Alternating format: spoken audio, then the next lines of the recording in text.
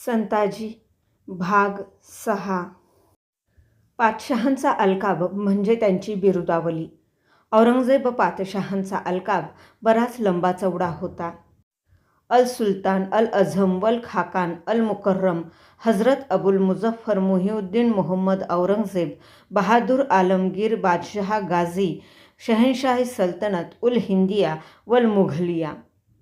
आपण कसे सर्वश्रेष्ठ, सर्वशक्तिमान आणि कडवे इस्लामनिष्ठ आहोत हे या अलकाबात त्यांनी सूचित केलं होतं. पातशहा इस्लामचे सच्चे बंदे. त्यांची प्रत्येक कृती शरीयत बरहुकूम व्हायची. धर्मावर त्यांची गाढ निष्ठा इतकी की लोकांना तोच त्यांच्या जगण्याचा आधार आहे असं वाटावं. ते दैववादी नाहीत, प्रयत्नवादी आहेत हे त्यांना खरंच वाटत नसे. कारण आपल्या प्रत्येक कृतीला पातशहा अल्लाहकडून अवतरित झालेल्या आणि पाक पैगंबरांनी सांगितलेल्या नियमांचा आधार देत वा उलेमांकडून तो वदवून घेत. परमेश्वराची खास कृपादृष्टी त्यांच्यावर आहे हाही लोकांचा एक गाढ समज. जिंदा पीर म्हणून ते त्यांचा जयघोष करत. पातशहांना अर्थात ते फारसं पटत नसे, पण ते कधी त्याचा प्रतिवाद करत नसत वा नाराजीही दाखवत नसत. खरं म्हणजे स्वतः काहीच न करता अल्लाहवर सारा भार टाकून बसणं त्यांना मान्य नव्हतं. प्रयत्नांवर त्यांचा उदंड विश्वास होता. ते शूर, निर्भय आणि पराक्रमी तर होतेच, पण एक धुरंधर राजकारणी आणि समर्थ सेनापती म्हणूनही त्यांची ख्याती होती. आजवरच्या राजकीय लष्करी संघर्षात त्यांचं नेतृत्व, सेनापत्य लखलखत्या शस्त्रासारखं चमकून निघालं होतं. त्यांच्या इतका स्वतःच्या काबिलियतवर प्रचंड विश्वास असलेला अन्य कुणीही पुरुष उभ्या साम्राज्यात नव्हता. वेळोवेळी आपली काबिलियत त्यांनी सिद्धही करून दाखवली होती. अन्यथा आपला समर्थ, शक्तिशाली बाप आणि 3 ताकदवान भाऊ वैरी म्हणून समोर उभे ठाकले असताना त्यांचे ताबूत खडे करून तख्तापर्यंतची बिकट वाट निष्कंटकपणे चालणं त्यांना शक्यच झालं नसतं. आणि असं असूनही दख्खनेतली 8 वर्षांची जीवघेणी झुंज लढताना हतबलता, निराशा त्यांना घेरून टाकत होती. ज्या संभाजीला बुडवण्याचा निर्धार करून आपण निघालो त्याचा बालही बाका करणं आपल्याला जमू नये याची त्यांना खंत वाटायची. दख्खन फतेह करून अलम हिंदुस्थानला दरुल सलाम करणं हे त्यांचं स्वप्न. ते पूर्ण व्हायची शक्यता तूर्त तरी दिसत नव्हती. मराठ्यांविरुद्धची जलाल जंग खेळताना बुढापा असून जवानाला लाजवील अशी जिद्द त्यांनी दाखवली. तरीही त्यांचेच अमीर सालार त्यांचा मजाक उडवत, म्हणत, 60 बुद्धी नाठी झालेला हा बहकलेला बुड्ढा, बाबराने बुनियाद घातलेली आणि अकबर, जहांगीर, शहाजहान या थोर पातशहांनी रक्ताचं पाणी करून वाढविलेली अजीमुशान मुघलिया मसनद मातीला मिळवणार, तिची कायमस्वरूपी कब्र खडी करणार. आपल्या लोकांना असं का वाटावं ते पातशहांना कळत नसे. विचार करू लागले की मग मागचे प्रसंग आठवून ते अस्वस्थ होत. अकबर हा त्यांचा लाडला शहजादा. बापाविरुद्ध बंड करून तो दख्खनेत आला आणि घाईघाईने दिल्ली सोडून पातशहांना इकडे यावं लागलं. ते स्वतः शहजादे असताना दख्खनचा हा लष्करखेज सुभा अनेक वर्षे त्यांनी सांभाळला होता. 40 वर्षांपूर्वीची गोष्ट. लागोपाठ चढाया करून आदिलशाही, कुतुबशाही या सत्तांना त्यांनी जेरीला आणलं होतं. शहाजहानसारखा बिलंदर बाप आणि दाराशिकोहसारखा बेवकूफ भाई नशिबात नसता तर या सत्ता बुडवून तमाम दख्खन तेव्हाच आपण सल्तनतीत समाविष्ट केली असती हे ते बोलून दाखवत. त्यात अतिशयोक्ती नव्हती. अकबराचा पाठलाग करत अजमेरहून पुऱ्या तयारीनिशी ते निघाले तेव्हा दख्खनेतल्या सर्व सत्ता बुडवून साम्राज्याची सरहद्द कन्याकुमारीला भिडवण्याचा त्यांचा निर्धार होता. अनेक लढायांचा तजुर्बा त्यांच्या गाठी असल्यामुळे आणि हाताशी अफाट ताकद एकवटल्यामुळे 2-4 वर्षात इथली जंग संपवून आपण दिल्लीला परतू असा त्यांना विश्वास वाटत होता. करोडो रुपयांचा खजिना, विपुल लढाऊ सामान, 5 लाखांचं लष्कर आणि त्या सर्वांवर मात करणारी जिंकण्याची जिद्द घेऊन ते निघाले होते. संभाजीसारख्या एका यक्कश्चित डोंगरी राजाने आपल्या बगावतखोर बेट्याला आसरा द्यायचं धाडस करावं, आपल्या सामर्थ्याला आव्हान द्यावं ही गोष्टच त्यांच्या सहनशक्तीपलीकडची होती. बुऱ्हाणपूरला आल्यावर दख्खनच्या मोहिमेची सूत्रे त्यांनी आपल्या हाती घेतली. संभाजीवर तलवारीची उभी धार धरून त्याला ताराज करायचा मनसुबा बांधला. शंभूराजे यावेळी जंजिरेकर सिद्ध्यांविरुद्धच्या संघर्षात गुंतले होते. खुष्कीच्या मार्गाने लष्कर आणि दर्यातून आरमार घालून त्यांनी त्याला जेर केलं होतं. मधली खाडी भराव टाकून बुजवून जंजिरा जिंकण्याचा त्यांचा खटाटोप चाललेला. सिद्धी रसदे अभावी तडफडत होता. पिंजऱ्यातल्या उंदरासारखा जलदुर्गात उड्या मारत होता. जहांपनाह मदत मदत म्हणून बोंबलत होता. त्याला वाचवायचं आणि त्या आमिषाने कोकणात पायही रोवायचा या इराद्याने पातशहांनी हसन अली खान या आपल्या शूर सरदाराला मोठ्या सैन्यासह पाठवलं. जुन्नर मार्गे नाणे घाट पार करून तो कोकणात उतरला. त्याचा समाचार घेण्यासाठी राजांना जंजिऱ्याची मोहीम अर्धवट टाकावी लागली. सिद्धी वाचला, पण मराठ्यांनी हसन खानाची हारोळी करून त्याला इतकं झोडपलं की जीव वाचवून तो घाटावर पळाला. रणमस्त खान, रहुल्ला खान हे सरदार सैन्यासह त्याच्या मदतीला आले, पण त्यांचीही तीच गत झाली. शंभूराजांनी पातशहाच्या पहिल्या कोकण मोहिमेचा असा फज्जा उडवला, पण ते हार मानणारे नव्हते. बागलाणात त्यांनी नवी आघाडी उघडली. नाशिकच्या उत्तरेला 3 कोसांवर असलेल्या रामसेजच्या किल्ल्याला खान जहान बहादूर कोकलताश, शहाबुद्दीन खान, कासिम खान किरवानी हे नामांकित सरदार भिडले. 7 महिने ते धडपडले. रामसेजवर तोफा नव्हत्या, दारुगोळा नव्हता. अवघी 1000भर शिबंदी होती तिथे, पण ती लढली अशा तडफेने की मोगलांना रामसेजचा पायथाही चढता आला नाही. हा पराभव पातशहांच्या इतक्या जिव्हारी लागला की डोक्यावरची पगडी खाली फेकून ते कडाडले. अब बस हो गया, या तो संभा का सर कलम करेंगे या बिना पगडी के रहेंगे. त्यांचा नूर बघून वजीर, बक्षी, मुन्शी या अधिकाऱ्यांच्या तोंडसं पाणी पळालं. अनेक मिनत्या करून त्यांनी पुन्हा पगडी त्यांना घालायला लावली. ताकद तोकडी असून मराठे जोशात चढाया करत होते. शत्रूच्या आक्रमणाची आघाडी विस्कटून टाकत होते. शहजादा आझम कोल्हापुरापर्यंत चालून आला तेव्हा हंबीरराव मोहित्यांनी त्याला भीमापार पिटाळलं. गोवेकर फिरंग्यांच्या कटकटी वाढू लागल्या. त्या कायमच्या संपवण्यासाठी शंभूराजांनी फिरंगांना चढाई करताच पातशहांनी शहजादा शाह आलमला लाखभर सैन्यासह रामघाटातून दक्षिण कोकणात उतरवलं.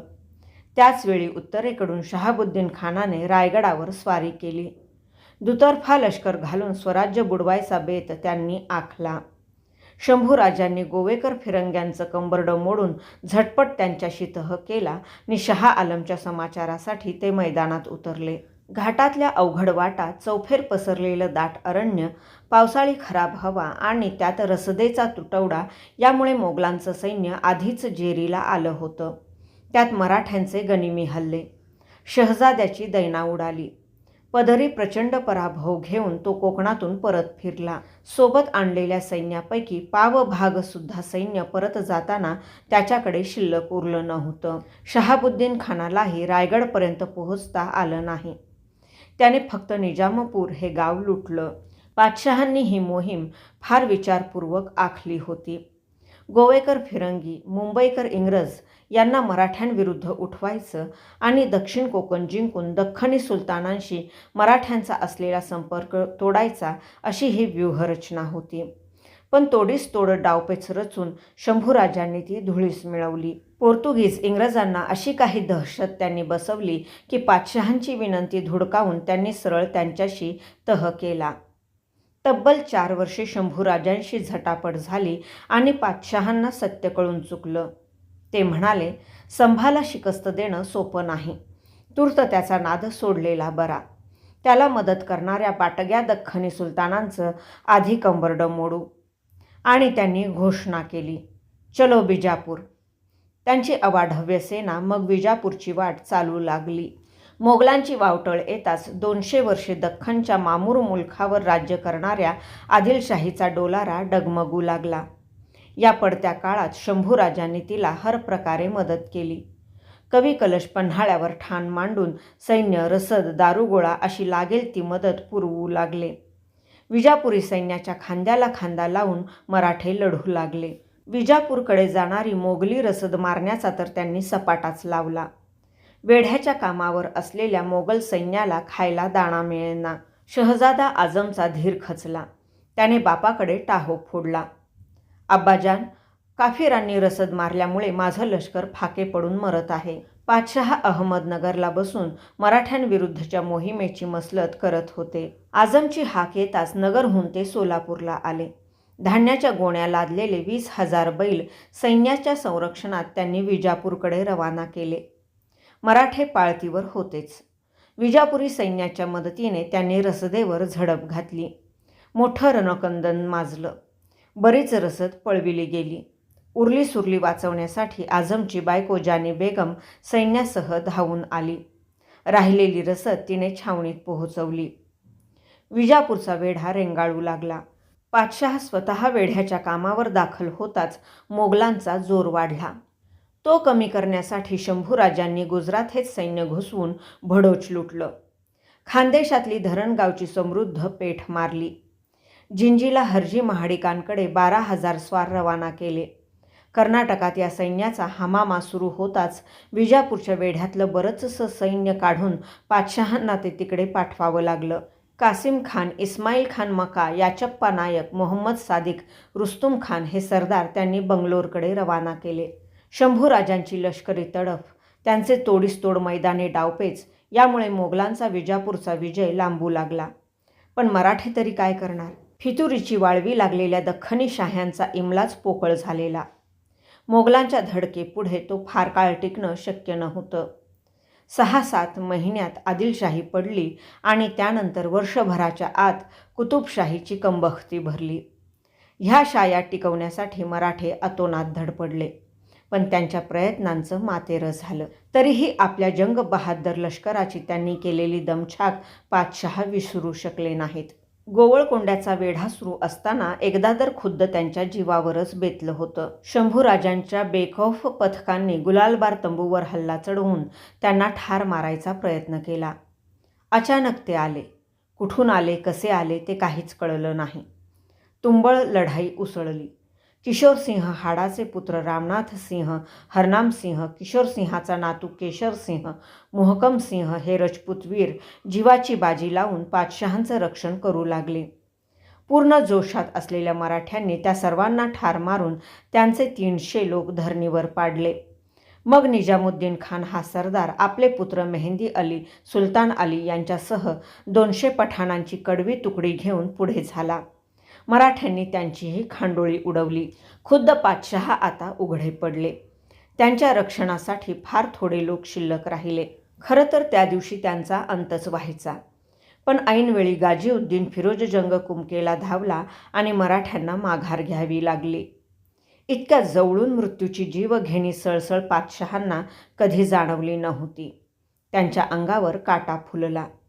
शंभूराजांचं एक नवं नि भयंकर रूप त्यांना दिसलं. इतक्या सत्तांशी त्यांनी शत्रुत्व केलं, पण कुणी त्यांच्या जीवावर उठायचं धाडस आजवर केलं नव्हतं. संतापाने त्यांचा उभा देह थरथरू लागला. करकरा दात खात ते म्हणाले, लाहुल बिला कुवत. ज्या निसार सिपाही पाठवून आम्हाला कत्ल करायची कोशिश करण्या इतपत त्या काफिराची मजल गेली.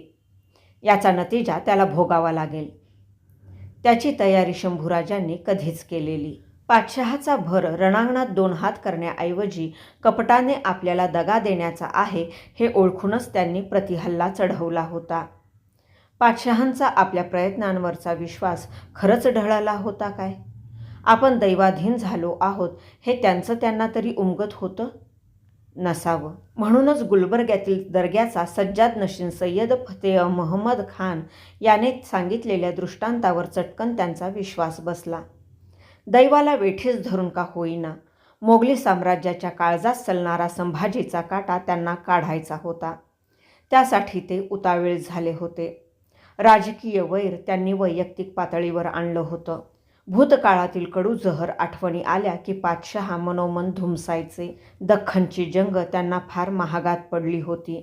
जानोमालाचं अगणित नुकसान तर झालंच, पण अवघी शाही प्रतिष्ठाही पणाला लागली. मराठ्यांनी हार जितीचा अवघा अर्थच बदलून टाकला होता.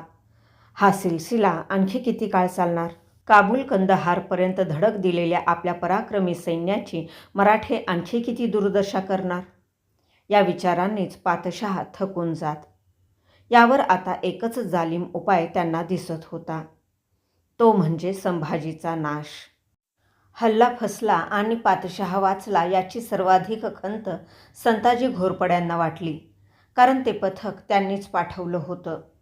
त्याआधी या विषयावर राजांशी त्यांची सविस्तर चर्चा झाली होती. पाच्छाला त्याच्याच भाषेत उत्तर दिलं पाहिजे राजे. म्हणजे काय करायचं? राजांनी विचारलं होतं. काहीतरी वेगळा जालिम उपाय योजायला हवा. काय आहे तरी काय तुमच्या डोक्यात? गेल्या वर्षभरापासून तो तुम्हाला दगा द्यायची कोशिश करतोय, तरीही आपण स्वस्थ बसलोय. मी त्या म्हाताऱ्याची मुंडी मारायचा विचार करतोय. तो विचार आम्ही केला नसेल असं वाटतं तुम्हाला? पण संताजी बाबा, त्याच्या जवळपास पोहोचणंही अशक्य असताना त्याच्या मुंडीला कधीनी कसा हात घालणार तुम्ही?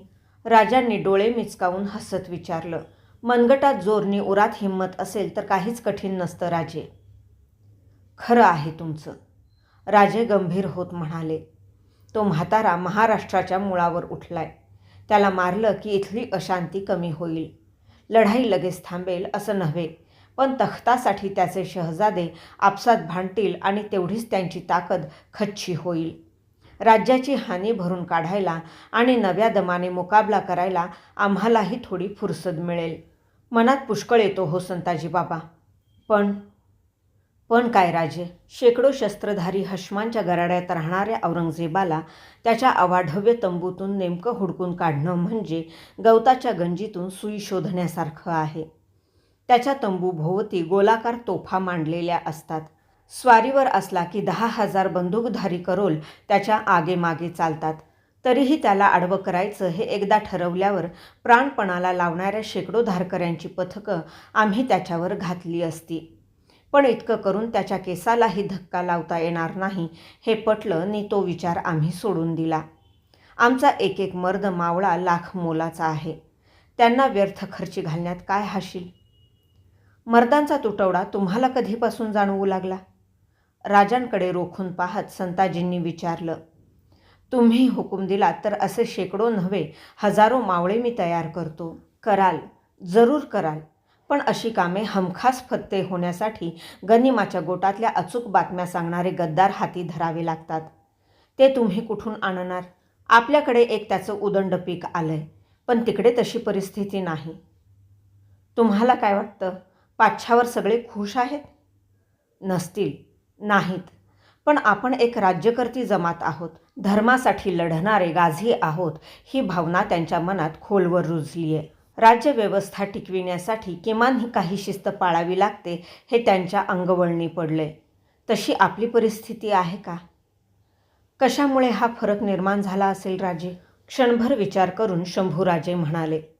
शेकडो वर्षांची गुलामगिरी हेच त्याचं कारण. गुलाम झालेला माणूस केवळ लाचार नसतो, तर आपलं मन आणि आत्माही त्याने सत्ताधाऱ्याकडे गहाण टाकलेला असतो. त्याची सारी धडपड असते ती जगण्यासाठी. स्वातंत्र्याची स्वप्न त्याला कशी पडणार? मुळात मनोवृत्ती क्षुद्र, स्वार्थाची भावना प्रबळ. आयुष्यात काही गोष्टी त्या पलीकडच्या असतात हे त्याला कळत नाही. तरीही दोष आम्ही त्याला देत नाही. मग दोषी कोण?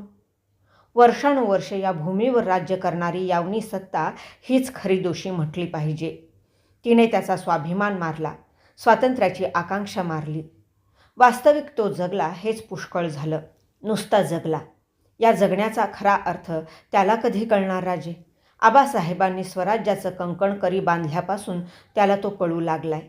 पण वर्षानुवर्षे मनात खोलवर रुजलेली गुलामीची, लाचारीनी स्वार्थाची भावना नष्ट होण्यासाठी हा काळ तसा अपुराच म्हणावा लागेल. म्हणूनच आम्ही आजचं नव्हे, उद्याचं स्वप्न पाहतोय. ते स्वप्न पूर्ण होईल असं वाटतं तुम्हाला? का नाही होणार? माणूस एकदा का जागा झाला आणि पेटला ना संताजी, की ती आग विझवणं भल्या भल्यांना कठीण जातं. मग बादशहाची बिशादी काय? या महाराष्ट्रात पेटलेली स्वातंत्र्याची आग विझवणं त्याच्या बापजाद्याच्या 42 पिढ्या स्वर्गातून खाली उतरल्या तरी आता शक्य नाही. आपल्या अवतीभोवती फितुरांचं इतकं पेव फुटलेलं असताना तुम्ही एवढा आशावाद दाखवता, हेच नवल आहे. त्यात नवल कसलं? अहो, खरं नवल हे की औरंगजेबासारखा शत्रू उरावर बसलेला असताना आणि रोज इतक्या लढाया झडत असताना अनंत हाल सोसून आमची रयत आम्हाला साथ देते. तुमच्यासारखे शेकडो हजारो धारकरी जीवित तृणवत मानून परचक्राचा प्राणपणाने मुकाबला करतायत. 4 फितूर टाळक्यांपेक्षा या लोकांची संख्या खूप मोठी आहे संताजी बाबा. हा विषम लढा आम्ही त्यांच्या जीवावर लढतोय. हार जितीची मातब्बरी आम्हाला नाही. आम्ही अंतिम विजयाची वाट बघतोय. आज ना उद्या तो मिळणार हे नक्की. तेव्हा आम्ही असू वा कदाचित नसूही. निवांत कधी वेळ मिळाला तरच शंभूराजे त्यांचं मन असं मोकळं करत. संताजींना त्यांचं बोलणं ऐकत राहावंसं वाटे. सतत संकटांचा सामना करावा लागल्यामुळे त्यांचा स्वभाव थोडा कठोर झाला असला तरी मुळात ते विचारी आहेत, समंजसनी सोशिक आहेत. वर्तमाननी भविष्याचा एका वेगळ्या पातळीवरून विचार करण्याची आणि वर्तमानाला वाकवून भविष्याच्या पाठीवर स्वार होण्याची धमक त्यांच्यात आहे असं संताजींचं त्यांच्याविषयीचं मत होतं. विजयाची इतकी खात्री आहे ना तुम्हाला? मग माझं म्हणणं मान्य करा. पातशहाचा बंदोबस्त मला माझ्या पद्धतीने करू द्या. संताजींनी आग्रह धरला. राजे काही बोलले नाहीत. त्यांचं मौन हीच संमती मानून संताजी कामाला लागले. घोरपड्यांच्या पथकातला एक एक माणूस त्यांनी पारखून निवडला. ज्या कामासाठी त्यांना तयार केलं जाणार आहे ते करताना मरण आलं तरी बेहत्तर, पण काम तडीस न्यायचंच हे त्यांच्या मनावर बिंबवलं. एका वेगळ्या ध्येयाने त्यांना भारून टाकलं. पराकोटीची मेहनत सराव त्यांच्याकडून करून घेतला. हर प्रकारे त्यांची परीक्षा करून मगच कामगिरीवर त्यांची नियुक्ती केली. त्यांचा हा पहिलाच प्रयत्न फसला. पण प्रहरभरात या पथकाने पातशहाचे अनेक सरदार, 700 सैनिक काकडीसारखे कापले होते. पातशहा थोडक्यात वाचला आणि हातची संधी हुकली याची संताजींना मात्र खंत वाटली. भाग 6 समाप्त.